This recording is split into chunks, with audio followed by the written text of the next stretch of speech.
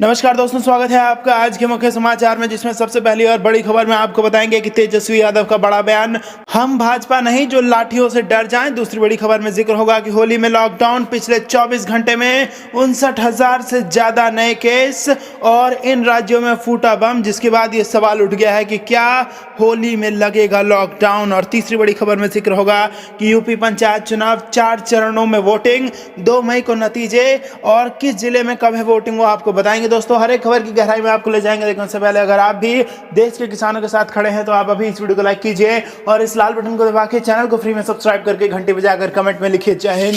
दोस्तों, रुक करते हैं तमाम बड़ी खबरों की तरफ। तेजस्वी यादव बोले, बिहार पुलिस अब नीतीश जेडीयू की टीम, हम भाजपा नहीं जो लाठियों से डर जाए। जी हां दोस्तों, तेजस्वी यादव ने कहा कि बिहार पुलिस अब नीतीश कुमार और जेडीयू की पुलिस बन चुकी है। अधिकारियों और मुख्यमंत्री को यह बात समझ लेनी चाहिए कि हम भाजपा नहीं जो लाठीचार्ज से डर जाएं। बता दें कि बिहार में पुलिस बिल को लेकर राजद समर्थक लगातार बवाल कर रहे हैं। उन्होंने मंगलवार को विधानसभा घेरने की कोशिश की थी। पुलिस ने उन्हें रोकने के लिए लाठीचार्ज किया था। इसके बाद विधानसभा में भी राजद समर्थकों ने जमकर हंगामा किया और अध्यक्ष की कुर्सी तक पहुंच गए। उन्होंने अध्यक्ष के हाथ से विधेयक की कॉपी छीनने की कोशिश की, साथ ही सुरक्षा कर्मियों से भी भिड़ गए थे। रुक करते हैं अगली खबर की तरफ। होली में लॉकडाउन, पिछले 24 घंटे में 59,000 से ज्यादा नए केस, इन राज्यों में फूटा कोरोना बम। जी हां दोस्तों, कोरोना संक्रमण के मामले फिर से बढ़ रहे हैं। पिछले 24 घंटे की बात करें तो देश में 59,000 से ज्यादा नए मामले सामने आए हैं। केंद्रीय स्वास्थ्य मंत्रालय के आंकड़ों के अनुसार एक दिन में 59,118 नए केस सामने आए हैं, जबकि कोरोना संक्रमण के कारण 257 लोगों की मौत हो गई है।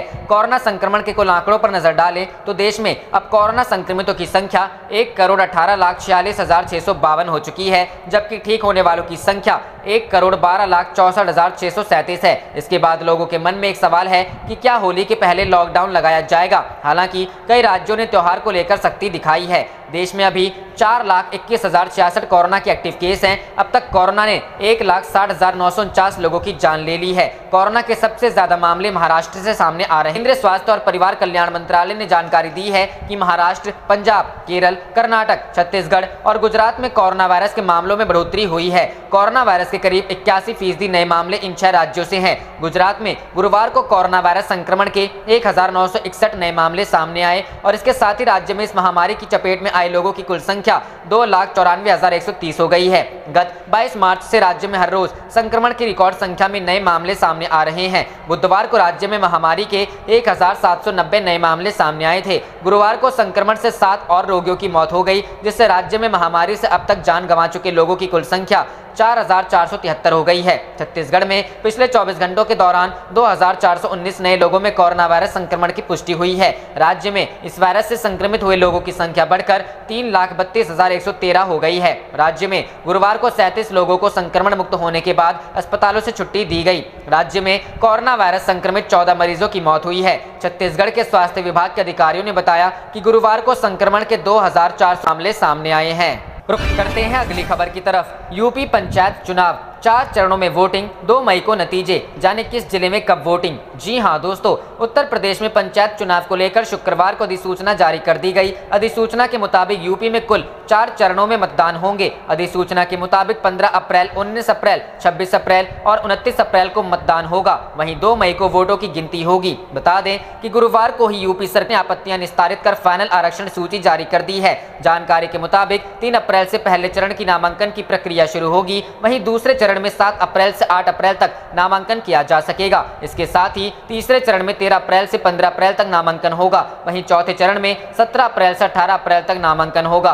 पंचायत सामान्य निर्वाचन 2021 के लिए त्रिस्तरीय पंचायतों के आरक्षण एवं आवंटन की सूची को विभागीय वेबसाइट www.panchaytiraj.upnic.in पर लाइव कर दिया गया है, जिसके होम पेज के मेन मेन्यू में पंचायत सामान्य निर्वाचन 2021 नामक लिंक से जन सामान्य त्रिस्तरीय पंचायतों की आरक्षण एवं आवंटन की सूची प्राप्त की जा सकेगी। वहीं सीतापुर की 3 ग्राम पंचायत और गोंडा की 9 ग्राम पंचायत के साथ साथ बहराइच की 1 पंचायत में कार्यकाल पूरा न होने के चलते पंचायत चुनाव नहीं होने हैं। गौरतलब है कि पंचायत चुनाव को लेकर दाखिल याचिका पर सुप्रीम कोर्ट 26 मार्च को यानी आज सुनवाई करेगा। मुख्य न्यायाधीश जस्टिस S.A. बोबड़े की अध्यक्षता वाली पीठ इस मामले की सुनवाई करेगी। ऐसे में पंचायत चुनाव से जुड़ी याचिकाओं के सभी की निगाहें सुप्रीम कोर्ट पर टिकी है। इसके अलावा मंगलवार को ही उत्तर प्रदेश सरकार ने सुप्रीम कोर्ट में कैविएट अर्जी भी दाखिल की है। इस अर्जी में कहा गया है कि कोर्ट इस याचिका पर कोई भी निर्णय करने से पहले एक बार उनका पक्ष भी जरूर सुने।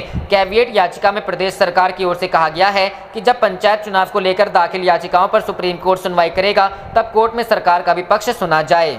रुख करते हैं अगली खबर की तरफ। अखिलेश यादव का केंद्र और राज्य सरकार पर हमला, बोले भाजपा की गलत आर्थिक नीतियों से जनता गंभीर संकट में घिरी। जी हां दोस्तों, समाजवादी पार्टी के राष्ट्रीय अध्यक्ष अखिलेश यादव ने कहा है कि भाजपा की जनविरोधी आर्थिक नीतियों के चलते जनता गंभीर संकटों में घिरी हुई है। महंगाई की मार ने लोगों की कमर तोड़ दी है। जनता की आय बढ़ी नहीं, रोजगार के अवसर सृजित नहीं हुए और बाजार अभी तक मंदी से उबर नहीं पाया है। अखिलेश ने गुरुवार को जारी एक बयान में कहा कि होली का त्योहार सिर पर है, मगर महंगाई ने लोगों का उत्साह फीका कर दिया है। खाद्य तेल, घी, मेवा सब कुछ आम जनता की खरीद से बाहर है। कहते हैं दिसंबर से अब तक 25% महंगाई बढ़ी है। बाजार में मिलावटी खाद्य पदार्थ बेचे जा रहे हैं। भाजपा सरकार को इससे कुछ लेना देना नहीं, वह तो मुनाफाखोरों को लूट का अवसर देने को प्रतिबद्ध है। इसी को तो भाजपा आपदा में अवसर करार देती है। भाजपा सरकार धरना दे रहे किसानों की बात तक सुनने को तैयार नहीं है। भाजपा ने अब तक उस पर संवेदना के 2 शब्द भी नहीं बोले हैं। उन्होंने कहा कि आखिर क्या कारण है कि भाजपा सरकार के समय पहले तो खेती किसानी में काम आने वाले डीजल के दाम बढ़ गए, पेट्रोल भी महंगा हो गया और अब खाद के दाम भी बढ़ा दिए गए हैं। डीएपी खाद के दामों में 300 रुपए की वृद्धि कर दी गई है।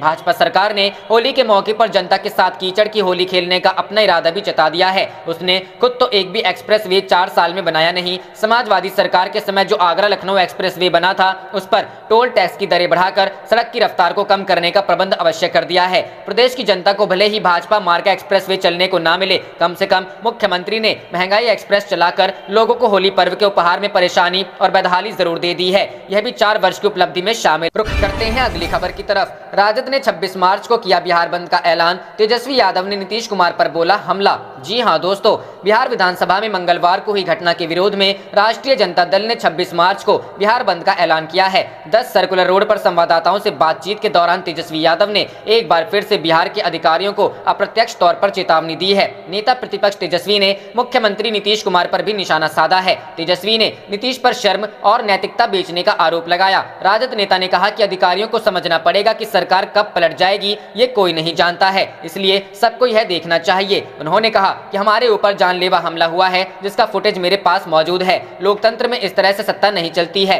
बिहार पुलिस जेडीयू पुलिस हो गई है। हम भाजपा नहीं है जो डर जाएंगे। हमारा आंदोलन जारी रहेगा। उन्होंने बिहार सशस्त्र पुलिस विधेयक को पास लेने की मांग की। नेता प्रतिपक्ष ने कहा कि बंदूक की नोक पर विधेयक को पास कराया गया और नीतीश जी उन्हें क्लीन चिट दे रहे हैं। उन्होंने कहा कि बिहार ब्यूरोक्रेसी हावी है। मेरे पास विधानसभा में हुई घटना की बहुत सारी फुटेज मौजूद है। तेजस्वी ने कहा कि बिहार में लोकतंत्र को तार तार किया जा रहा है। मुख्यमंत्री पर भी कई सवाल उठ रहे हैं। बिहार में विधायकों को पीटा गया और महिलाओं का चीरहरण हुआ, इसकी मुख्यमंत्री ने निंदा नहीं की है। तेजस्वी यादव ने कहा कि हमारे कार्यकर्ताओं पर लाठीचार्ज करवाया गया और मेरे ऊपर पत्थर फेंके गए। लोकतंत्र के मंदिर विधानसभा में विधायकों को पिटवाने का काम किया गया। महिला विधायकों के साथ दुर्व्यवहार किया गया। बिहार विशेष सशस्त्र पुलिस विधेयक 2021 पूरी तरह काला कानून है। उन्होंने 26 मार्च को बिहार बंद का ऐलान करते हुए कहा कि हम बिल्कुल चुप नहीं बैठेंगे। कांग्रेस ने राजद के बिहार बंद को अपना समर्थन दिया है। रुख करते हैं अगली खबर की तरफ। शिवसेना बोली मोदी सरकार राज्यपालों का इस्तेमाल कर गैर भाजपा राज्यों को तंग करने का कर रही काम। जी हां दोस्तों, दिल्ली की केजरीवाल सरकार के विरोध के बावजूद बुधवार को the government of national capital territory of Delhi bill 2021 पास हो गया। एनटीसी कानून के पास होने के बाद केजरीवाल सरकार का बड़ा झटका लगा है। वहीं शिवसेना एनसीटी बिल को राज्यपालों के माध्यम से गैर भाजपा राज्य सरकारों पर दबाव बनाने वाली मोदी सरकार का कानून बताया है। शिवसेना ने कहा महाराष्ट्र हो या दिल्ली, भाजपा उपराज्यपाल के माध्यम से अपनी सत्ता चलाती है। इसके लिए चाहे भाजपा को लोकतंत्र का क्यों न गला घोटना पड़े। एनसीटी एक्ट को लेकर भाजपा पर निशाना साधते हुए शिवसेना ने गुरुवार को भगवा पार्टी पर राज्यपाल के कार्यालय के माध्यम से गैर भाजपा राज्यों को दबाने का आरोप लगाने वाला बताया है। अपने मुखपत्र सामना में एक संपादकीय में शिवसेना ने कहा कि नरेंद्र मोदी सरकार ने देश में लोकतंत्र और आजादी को दबाने का फैसला किया है। नए कानून के साथ विधानसभा और बहुमत का महत्व नहीं है। शिवसेना ने सामना में लिखा जहां भाजपा सत्ता में नहीं है, मोदी सरकार ने राज्यपाल के कार्यालय के माध्यम से राज्य सरकार को दबाने की नीति तय की है। अब केंद्र ने जीएनसीटीडी विधेयक लाया है और इसे जबरन पारित कर दिया है। दिल्ली विधानसभा, दिल्ली के मुख्यमंत्री और पूरे मंत्रिमंडल ने निरस्त कर दिया है। संपादकीय में लिखा गया दिल्ली एक केंद्र शासित प्रदेश है है, इसलिए सभी शक्तियां उपराज्यपाल के पास हैं। उपराज्यपाल लोगों द्वारा चुने गए मुख्यमंत्री को प्रताड़ित करने का एक भी मौका नहीं छोड़ते हैं।